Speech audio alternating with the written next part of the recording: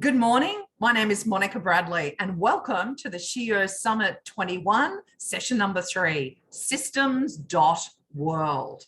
The original Systems.world were natural and are really coveted and are best explained to us through the wonderful laws, language, and culture of our First Nations and traditional owners. Their wisdom in how they manage systems really endures to this day and really provides us with a rich source of learning. My name is Monica Bradley and I'm joining you today from the unceded land of the Yuggera Turrbal people here in Brisbane. I invite each and every one of you to pay tribute to the land in which you are joining us in the chat room today.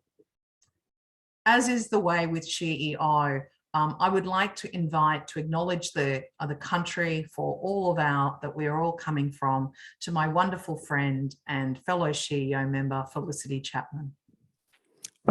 Thank you, Monica. Welcome, everyone. My name is Felicity Chapman. I'm a proud Aboriginal woman, descendant of the stolen generation, and was born on Wiradjuri country. And I'm now very grateful to call Narrow country in the Whitsundays home. I would like you just to take a moment to think about how precious the country that you live on is, and how we are charged with the importance of maintaining that sacredness and value and health of it for our future generations. I would like to pay my respect to the traditional custodians of all the lands that we work, live and play. And I admire and am so grateful and pay homage to our elders past, present and emerging, and the ancient and wise ones that are there guiding us, supporting us on our very different journeys and ensuring that we keep this world safe for our great-grandchildren's grandchildren. I thank you for all the love I've had. I'm in the Melissa business. We lost a really important person last night during a really tragic accident. So I am feeling a little bit flat today, but you girls are just warming my heart. I would also like to thank you all for stepping up and investing in other women. We are the revolution. And the fact that you girls are stepping up, you are creating these massive ripples across the world that can never be discounted. And together, we will create a really strong future for everyone. And I'm so proud to be part of this group. So thank you. Have an amazing day. Be radical in your generosity, in your thoughts. Don't be afraid to step up on that soapbox and tell the world how you feel. Together, we will make a huge difference. So enjoy your day.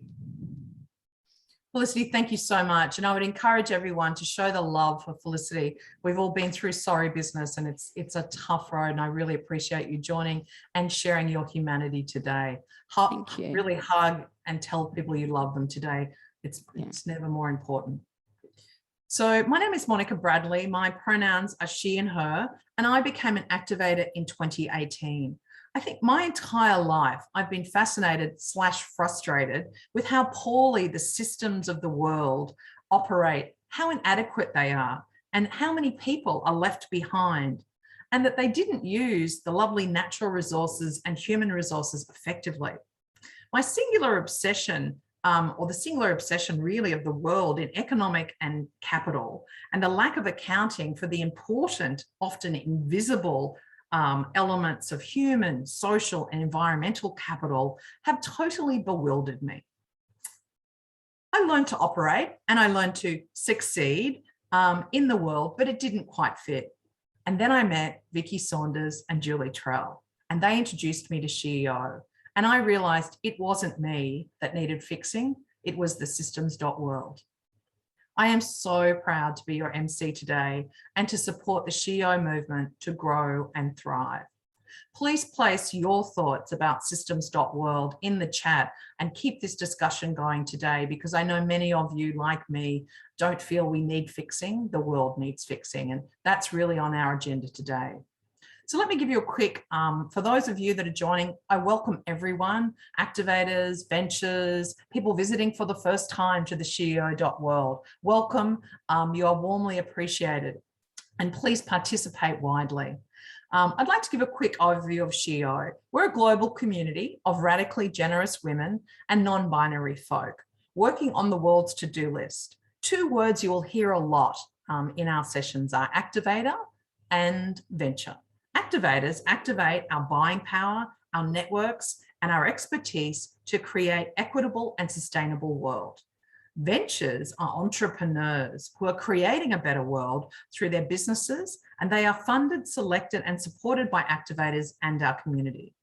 As activators and ventures, we practice radical generosity, and we commit to transform ourselves and the systems. To date, 7,500 activators around the world have collectively loaned out over $7 million to support over 100 SHIO ventures, and we're just getting started. Our actual ambition is to create a $1 billion perpetual fund, and we're well on the way to doing that. If you're interested in learning more or getting involved, please check out the links that'll be in the chat. Now, today, ladies, we're not only here to influence and help each other, we're here to change the world. So we better let the world know about that. So please live this session out loud. We encourage you to hashtag and share into your social networks. The networks of women are remarkable, and the leverage that we can get out of our networks to bring other women, non-binaries and folks along is really important. The hashtag for today is SHIOAU21. Please tag it, and also tag the @SHIO.world. It's really important that we amplify for ourselves, but for the systems change in the world.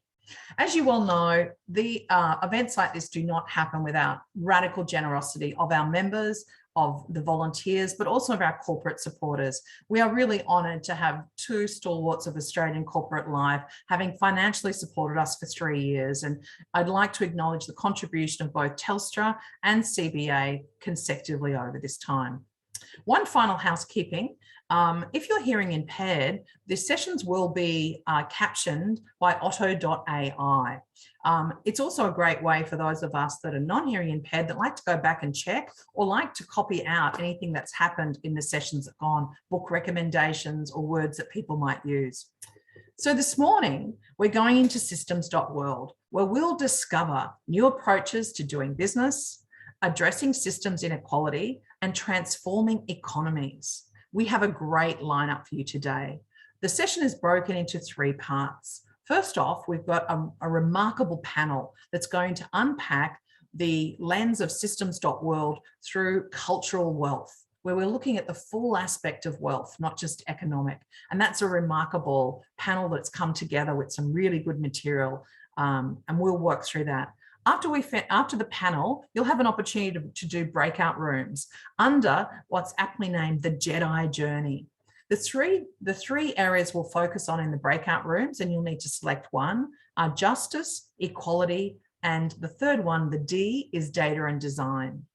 And I'd encourage you as we're going through the panel to think about which of those you'd like to contribute 30 minutes to, so that the end result of those is some real actionable items and thought leadership that we can bring to the world. The third element will be where we identify the I, which is really about our individual identity, our intentions of how we enter the systems change of the world, and the influence that each and every one of us can portray in affecting the systems change that we need. And we'll do that with a one-on-one random kindred spirit meetup, where you'll meet 3 different people over 3 10-minute sessions to explore what we've done in the session today. I would now like to hand over the session to the remarkable woman who has planned much of this content and is a really prolific contributor to the SHIO network, Maria Calvo-Sales. And she will work she's a SHIO activator and has been for a while, but she's also the founder of Palmar Corporate, and she'll be hosting our panel today. Thank you, Maria. Thank you so much, most marvelous Monica. Good morning, everyone, fabulous folks. I am Maria, and my pronouns are she and her, and I'm joining you this morning from the beautiful lands of the Darkinjung country, which is central coast of New South Wales. I'm going to start off with this really powerful quote by SHIO founder, the amazing Vicky Saunders. And she said, in order to get to the new solutions for the world's most pressing social issues, we need to shed our winner-takes-all culture that has resulted in 5 men having the same wealth as half of the planet.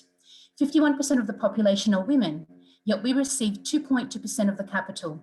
This is statistically impossible without massive bias designed into our systems and structures.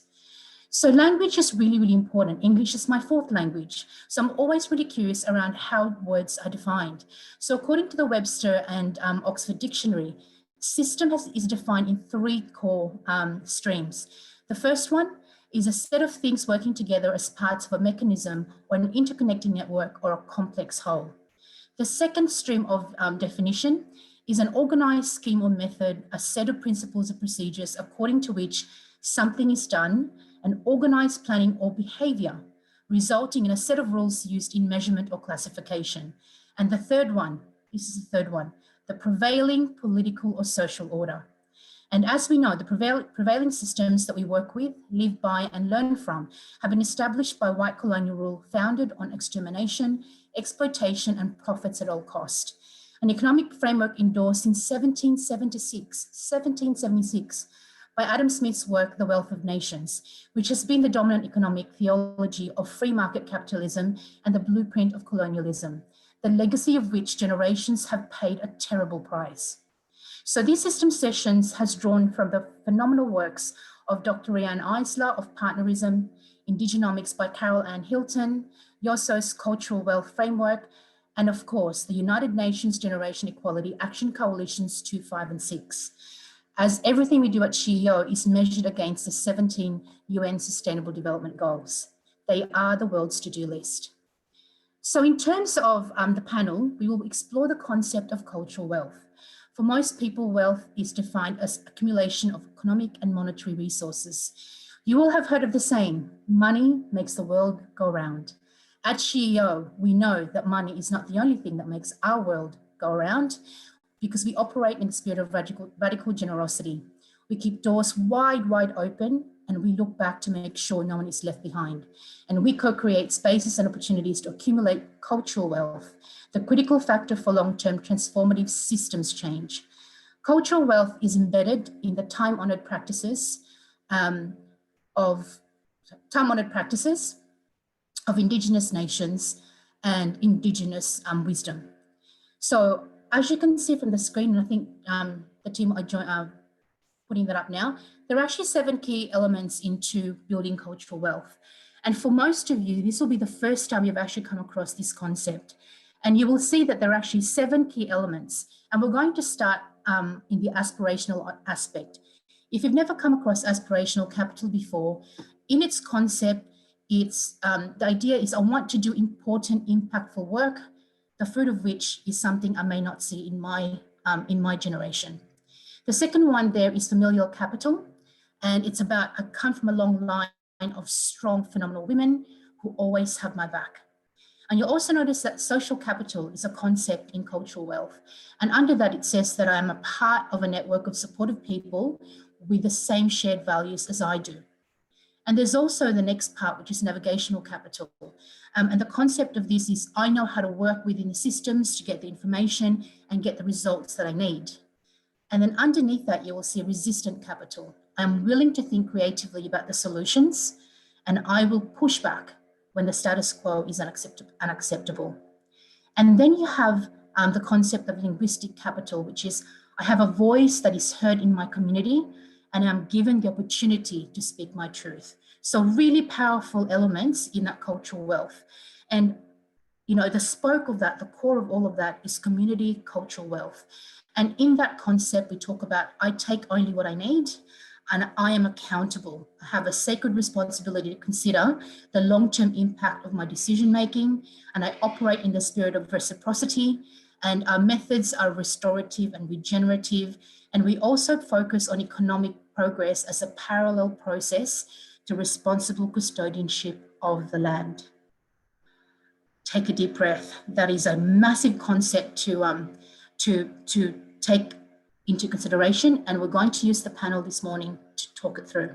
So welcoming our 4 panelists onto the stage, we have the amazing Sarah Highland. Sarah, are you there with us? If you could spotlight you. Hi, welcome, welcome. I'd love you to please introduce yourself to the forum and tell us who you are and what you do and what ignites you. Absolutely. Dungana, that's the greeting in the NA1 Aboriginal language, which is in the process of being revived, of the Anawan people, from which I descend from. I am the founder of Together Business, and Together Business is a chartered accounting firm, but I like to call it an accountability firm. That really sums up what we do. So we specialise in working with for-purpose businesses, and 80% of the businesses that we work with are First Nations businesses here in Australia, led and run. And so part of our work is what we are positioning ourselves to do is lead the accounting profession in Australia in its own evolution in how we account for value, because we know that you know, traditional ways of financial reporting doesn't meet the needs of businesses who are wanting to maintain resilient and responsible operations. And so I'm so excited for this panel because cultural wealth is such a huge part of that. And, you know, we're here to bring it onto the radar. Fabulous. Oh, I could listen to you forever, Sarah. So when we talk about, we've given you two of the key elements, and already you've explored for us what aspirational capital is, that you're building these systems to actually support businesses that don't necessarily fit the systems and the check marks that's required in the modern world. So in terms of social capital, I'm a part of a network of supporting people with shared values. Can you tell us, Sarah, how that's come into your life and your experiences of social capital, please? Yeah, I think the concept of social capital is really front and center to my whole journey going into business for myself. So it was a point in my life where I decided to surround myself by people who raised my vibration. And so I, you know, what at the time was just feeling like craving connection and friendship.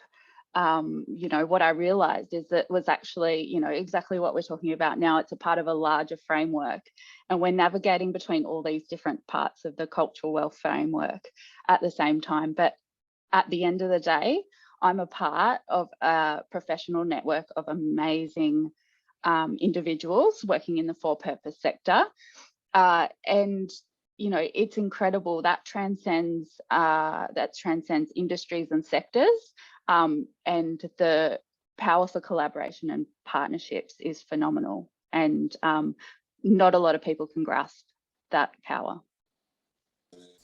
And thank you so much, Sarah. And that's why we're so excited to actually deep dive into social capital in our session in Justice. So we look forward to seeing you there. Thank you so much for your thoughts and your wisdom. We really, really appreciate it. Thanks, Sarah. So welcoming on to the stage now, if we can get Fiona Harrison from Chocolate on Purpose. Fiona, thank you so much for joining us. Could you please tell the CEO world right now who you are, what you do, and what ignites your purpose? Yurthumarang, that's G'day in the Aboriginal Wiradjuri language. As Maria introduced me, I'm Fiona Harrison, a proud Wiradjuri woman living and working on my traditional Wiradjuri lands, and I'm the founder and CEO of Chocolate on Purpose. So thank you, Maria and Shio team, for inviting me today. I combine fine curvature chocolate with Australian native botanicals to create my bush food chocolate range. And through sharing the traditional use of those botanicals, I work to deepen respect for our ancient Indigenous wisdom and culture. Thank you so much, Fiona. And we've given you the question around community capital. the whole reciprocity, that you take responsibility for the decision making that you do as a business owner and within your community. I would love for you to unpack that for us and how that's actually come into your life and how you're living that community wealth aspect. Thank you, Maria.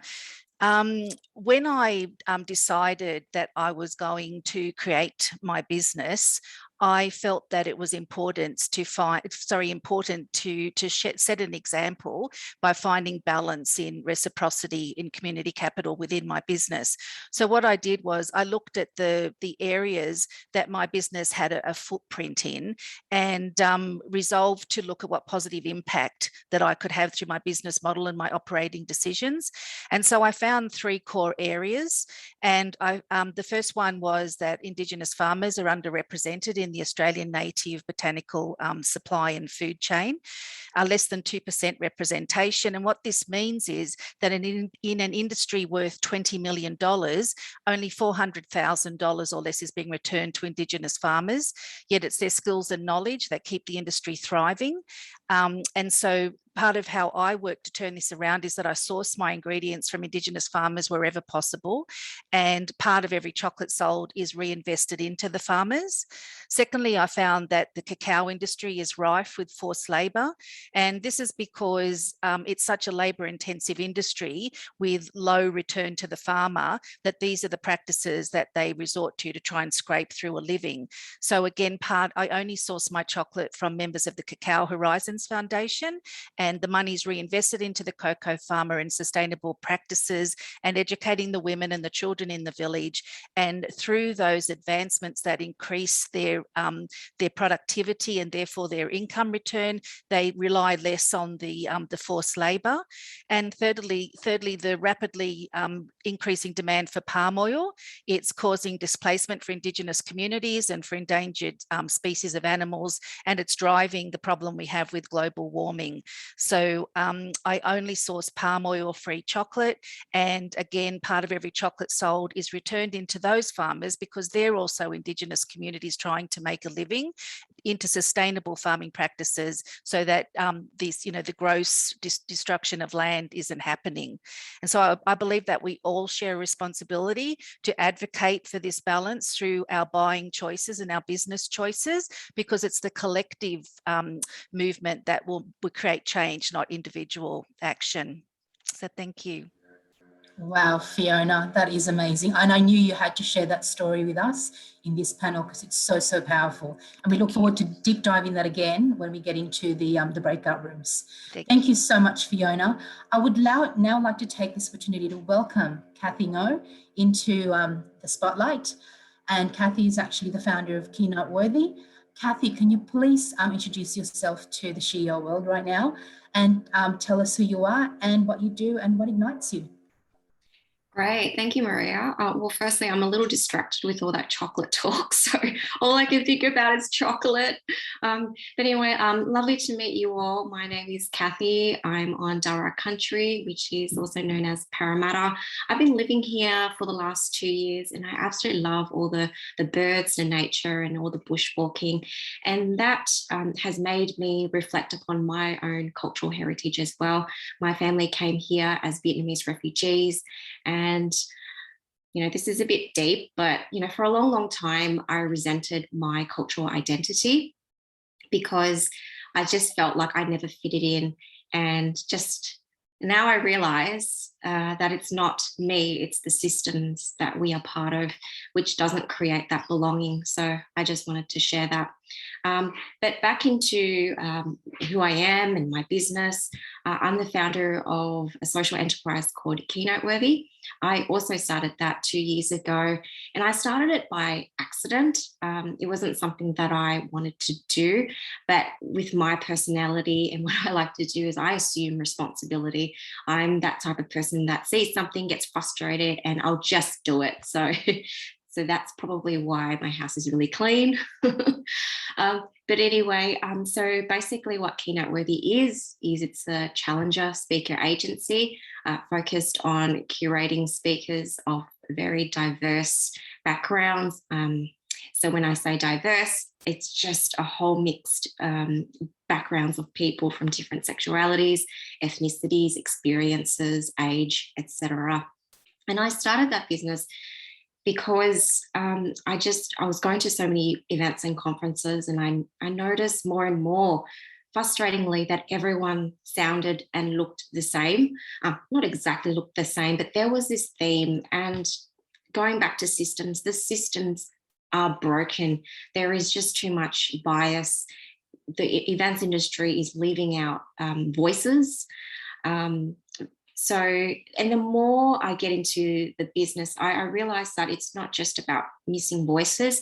There is that bigger picture as well in sustainability. So what about the supply chain as well? So utilizing different suppliers for catering, as an example, audiovisual. So yeah, there's just a lot of work to be done. So yeah, that's a little bit about me at the moment. You don't do much, do you? Just like a normal woman. You don't do it at all. You're just taking on the world and changing, one action at a time. So Kathy, we have actually given you two of the elements in cultural wealth, which is familial capital and linguistic capital. So just to remind everyone, familial capital is around, I come from a long line of strong women who have each other's backs, and linguistic capital is around, I have a voice that is heard in my community, and I'm given the space and the opportunity to speak my truth. So Kathy, I'm really curious, because you came out with us this first thing this morning around, I didn't always feel comfortable in my identity, and you resented it, growing up in Australia as a migrant. So how has that, woven itself into your life around linguistic and familial capital? Yeah, so familial capital, I never had any strong role models growing up. The only role model that I saw on TV was Lee Lin Chin, who's an SBS news anchor. She has since retired, but she was the only Asian woman on TV, and I just loved how she was just truly authentically herself, and that was something I aspired to do and to be. But because of cultural norms, I had to fit into a box, that the system that my family wanted to create for me. So if you think about, and this is it's a lot to unpack, but basically, so imagine just coming into a new country as a refugee, not really by choice, but because of circumstances. So in Vietnam, it's very much a collective culture where everyone does things for each other, literally borrow sugar from each other, look after each other's children. It was that kind of community. And I think for them, assimilated in Australia, where it's very much individualistic, it's very siloed, it's a different system, it was a huge adjustment for them. And I think on top of that, I was an accident baby. So they were living at a time when the interest rate for houses was like 18%. It was a lot of financial pressures. So growing up, I was in this environment where there was a lot of scarcity, right? And so they did what they could to keep me safe. And so that, in effect, narrowed or took away my voice to actually get out and be myself. They just wanted to wrap me up in this cotton wool and bubble wrap. So so it was a real struggle growing up, and yeah, I have had to live through a lot of trauma as well, and I do apologize if this triggers you, but there was a lot of domestic violence. So not exactly the best start in life, didn't have a lot of role models. I think fast forward to now, and that's a big fast forward. I think I found my community through CEO. So, I've been involved in a lot of women networking groups, and I just feel sometimes I just don't gel well, and I'm really not sure what it is. And I think it's just, as I talked to my psychologist, she was saying, well, don't hang around with people that make you anxious. And CEO does not make me anxious. Like I have this intuition where I can feel people's energy. just like dogs, you know, dogs can feel people's energy. I mean, I'm not a dog, but, you know, so yeah, I can really feel the energy. And when I feel safe to be myself, I am myself, and I can be as fun or quirky, whatever it is that I can be. So yeah. Thank you so much, Kathy. That is a lot to unpack. I'm just clapping along, and I'm getting a little bit teary as well, because, you know, we've had this chat before around why we find SHIO really, really powerful. Oh my goodness, I'm getting emotional. Sorry. This wasn't planned. Thank you so much, Kathy. So linguistic and familial capital, really, really big. And I know as migrant children, we really struggled with that. So I'd like to now welcome our Stephanie Rodriguez onto the spotlight. And Stephanie is the founder of Jozu for Women, and also the designer and founder of Wandersafe Beacon. Stephanie, please introduce yourself to the SHIO world. Tell us what you do and your purpose, and and what ignites your spark. Thank you, Maria, and good morning, everyone. I am very humbled and proud to be sitting on Gadigal country in Sydney. I am not a native Australian. I came in '97. I'm on a mission to impact 1 billion lives by 2025 and democratize safety in support of the UN Sustainable Development Goals.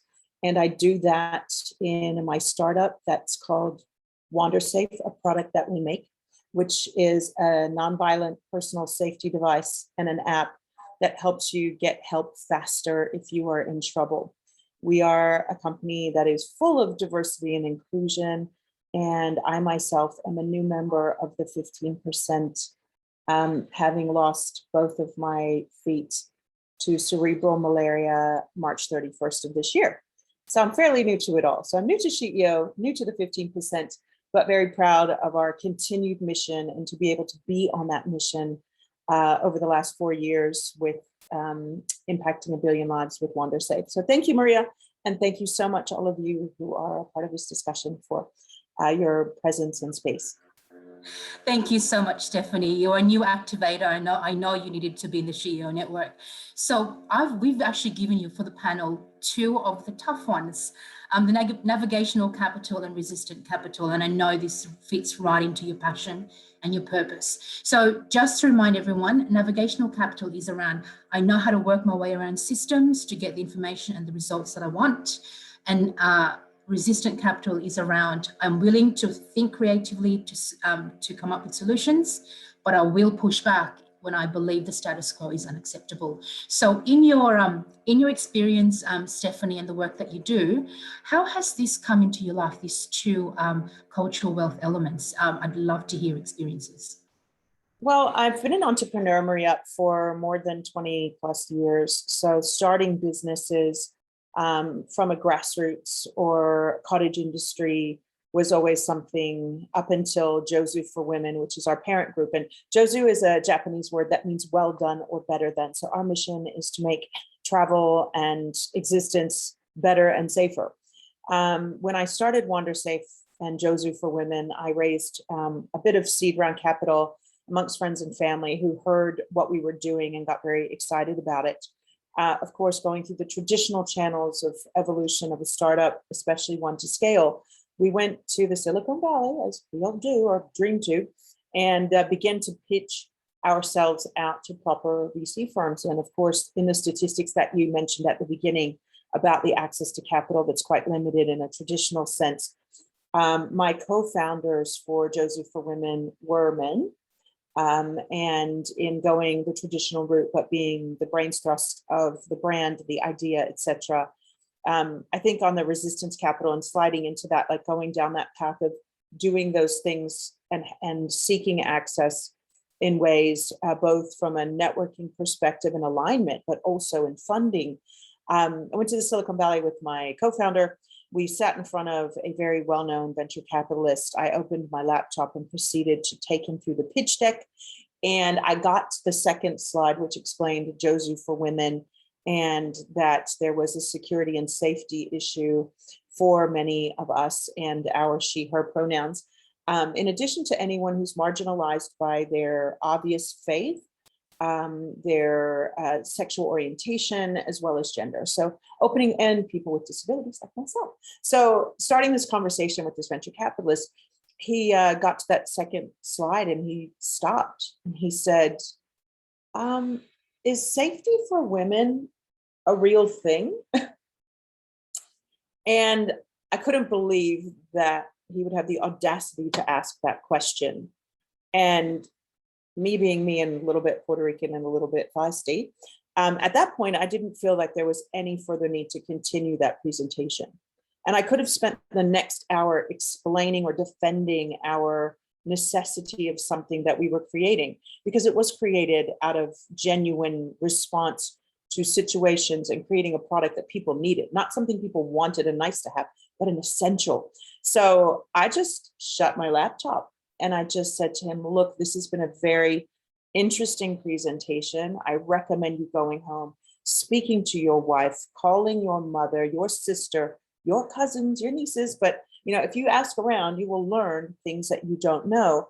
But in having that pushback, but believing strong enough in what we were doing, it led me to the Women's Startup Lab in the Silicon Valley, which in the Hito tradition, which is Japanese, of course, as well, there was a sisterhood of other founders who had experienced similar challenges that one I could be aligned with.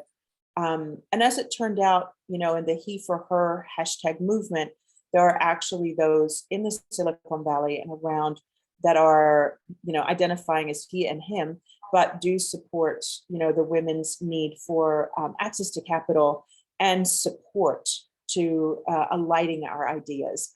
So a little bit of a personal journey on that one, but certainly a game changer at the very beginning.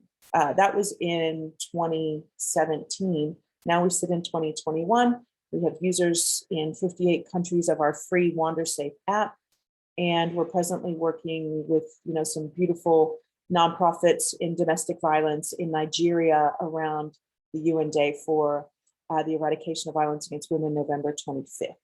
So, it's progressed a long way, but we certainly had a big hill to climb on that resistance.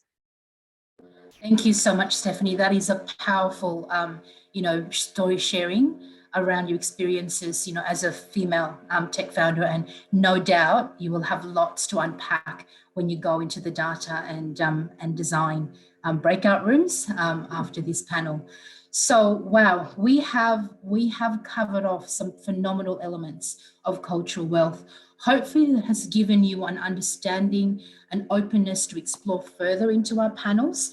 And at this stage, can we just unmute ourselves, please, and just give this phenomenal women a round of applause, because their experiences have really helped us to build the whole cultural wealth. Thank you. Thank you so much, Sarah, Fiona, Kathy, and Stephanie. We are now about to go into our breakout rooms, so I'll hand it over to Monica. Thank you so much. Maria, thank you very much. And can I ask you to come off mute again and give Maria a round of applause, because there was a lot of love, attention, and support.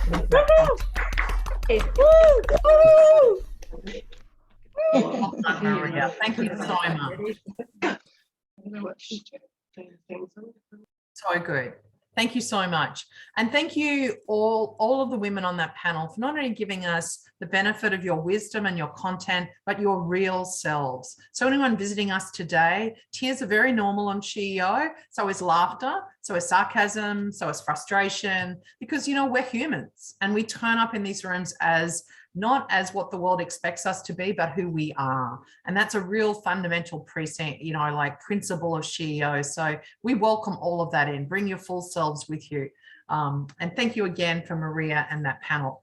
As Maria said, you'll have a chance to interact with our wonderful panelists again in this next section, which is the breakout rooms. And the breakout rooms actually in this section are, between 30 and 40 minutes. So there's plenty of time to ask more questions, really thoughtfully dig into the topic. So I'd encourage each and every one of you to really think deeply about the channel you'd like to invest your time in, and really interact with the panelists, but also within each other. We'd love some outcomes to come out of the panels.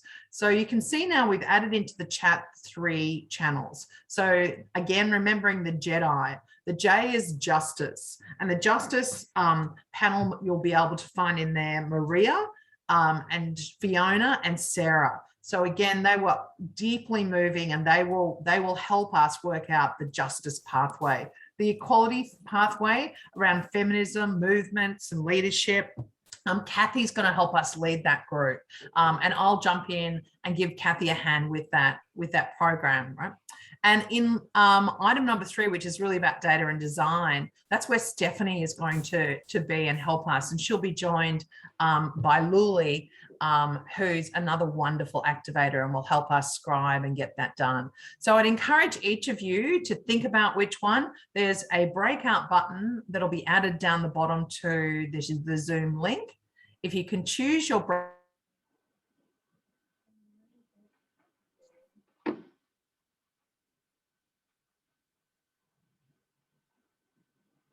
If you are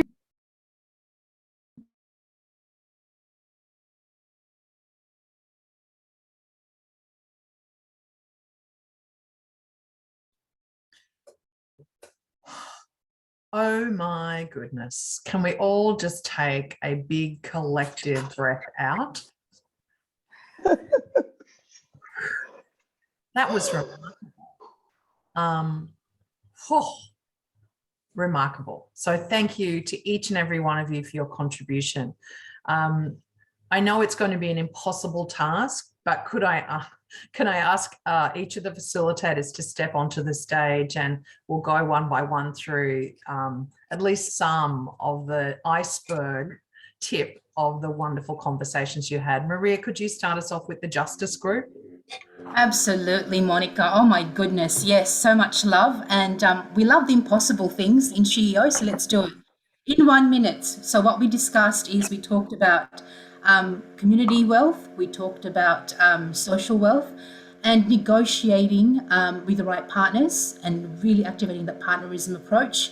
We talked about the Meraki model, that everything you create, produce, you put out to the world has essence of you and your soul and your presence, and that you shouldn't sell yourself short.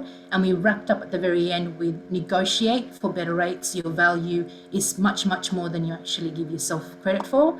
And just because you're going into a partnership with a bigger operator, they need you more than you need them, especially when you have a network of 7,000 activators like CEO. Things can get done here much better and much faster and more effectively to break down systems of inequity. How's that for 1 minute? 100%. I love it. That's what we're here for. We're here to actually make the change. And thanks for reminding us of that, Maria. I was in the equality group, so I'm going to ask, I know, Kathy, to do a remarkable and impossible task to summarize just the richness of that conversation for us.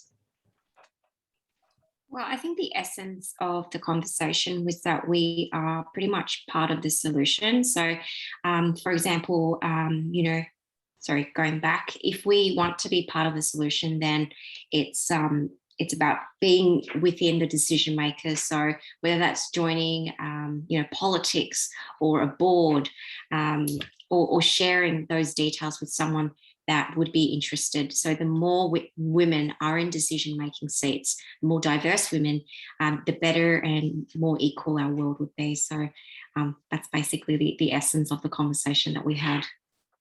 Thank you, Catherine. That was remarkable that you could put it in.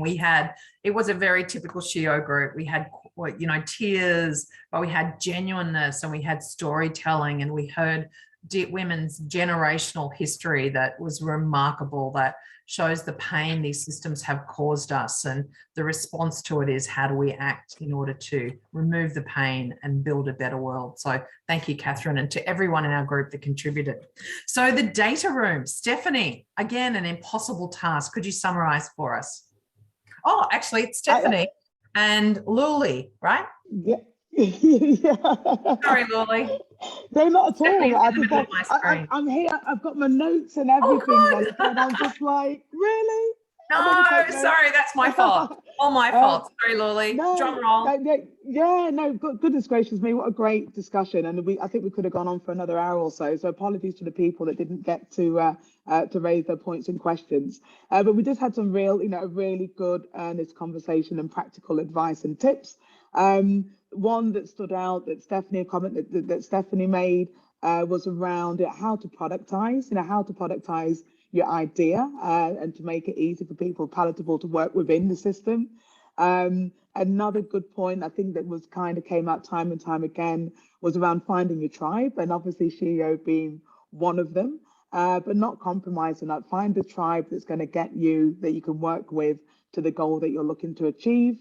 Those conversations around, and I think it was a point that Junie made around the bottom-up approach. We create the change, don't necessarily wait for the policies to work for you. Change the policies by the innovation that you're working with. And our good friends in Brisbane, I love the point they made about resilience capital. We don't all need to be unicorns. We don't all need to strive for Silicon Valley. The sustainable organizations come from many other different countries and networks. So I really love that point as well. And there was something around small business and procurement, but my notes are dried up at that point. But yeah, it was really interesting. And I think the point we're about to make before we wrapped up was around awards programs. I'm a big fan in awards programs as a platform to showcase what you're doing and get you access to a really good network and get you access to really strong influencers. Not all awards programs are great, but if you can find a good one that's really aligned with your mission and your purpose, then they're an excellent way to fast track your acceleration and networking connections. Well done, Lily. That's awesome. Thank you very much for that great summary. And thank you to everyone for your contribution. Really, I cannot emphasize enough that this is about each and every one of us taking action to create the systems change. We've articulated the problem for generations, and it's our impossible task, but we're up to the job to be an agent of change to make this significant change. So I think in all of the groups that was really clear.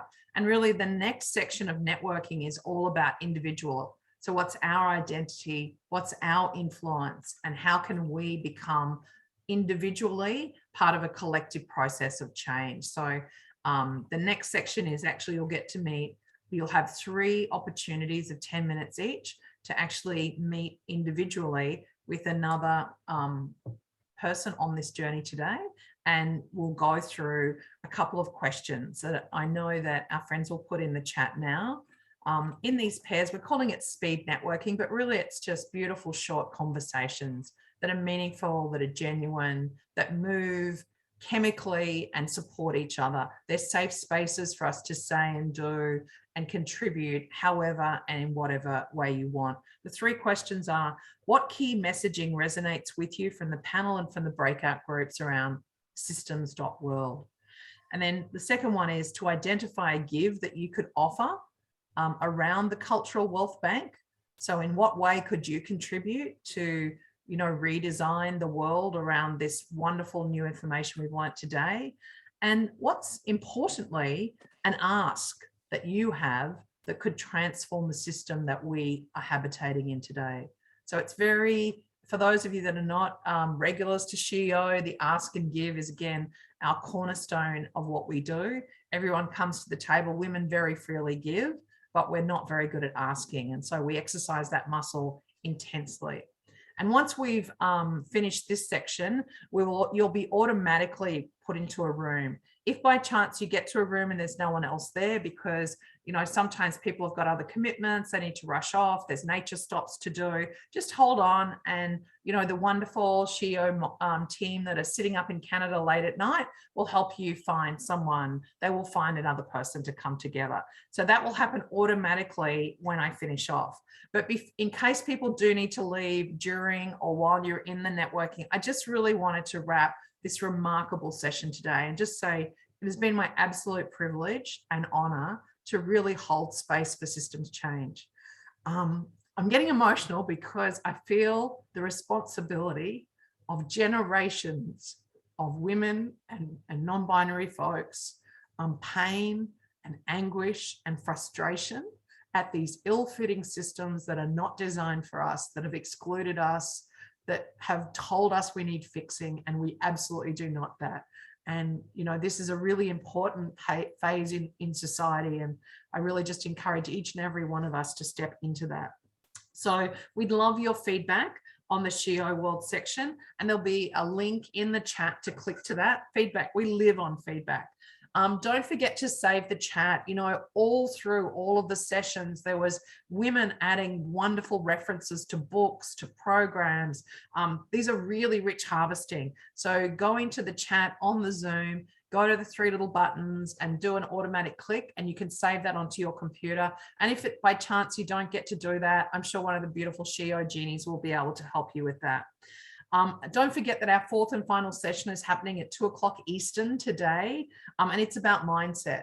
So once we've got our systems, we also need to get our minds in order so that we're ready for the systems change, for the financial change, you know, and to support the SHEO movement through activating and through the ventures. So that'll start at 2 o'clock Eastern today. Sydney time, obviously that's 1 o'clock Queensland time, and for our friends in Adelaide, that is 1:30 your time, and for anyone that's coming over from Western Australia, that would be 11 o'clock. So thank you very much. Our friends in the Northern Territory are in different time, and I'm sorry I'm not across that. I want you to really enjoy your first pair. You'll have 3 sessions at it. Enjoy. If I don't see you again, it's been my absolute privilege. And for those that want to come back, I'll see you at the end of the session. Take care. And with radical generosity, enjoy.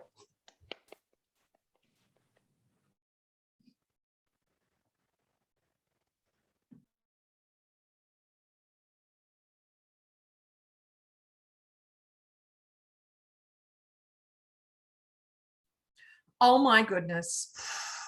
The SHEO magic never ceases to amaze me. Just the remarkable women in this network that, you know, 2 of which I had never met. And if it had not been SHEO, I doubt that our mysterious paths would have found their way to each other. So I like to think that that is the generations of people that have come before us, guiding us into these relationships and discussions that will truly be life-changing.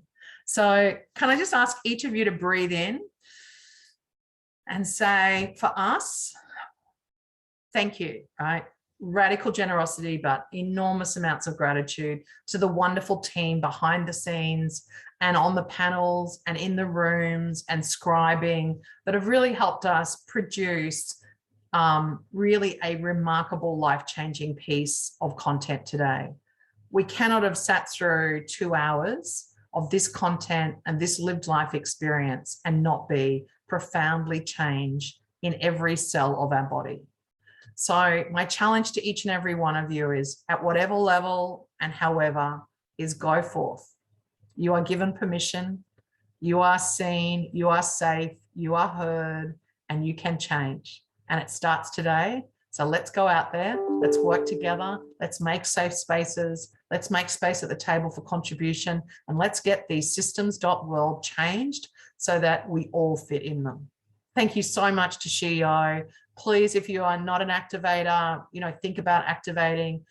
Come along if you're a venture activator as well, because it's one of the best investments you'll ever make in gaining capital, but more importantly, gaining wonderful friendships and support that is absolutely psychologically safe and absolutely coming from a place that together we can do this. So thank you, everyone. It's been absolutely my privilege and my hope, and I look forward to the change that we will make as a consequence of our meeting today. Namaste. Thanks, Monica. I'll see you this afternoon. See you at 2. See you at Mindset. Sorry. See you at 2.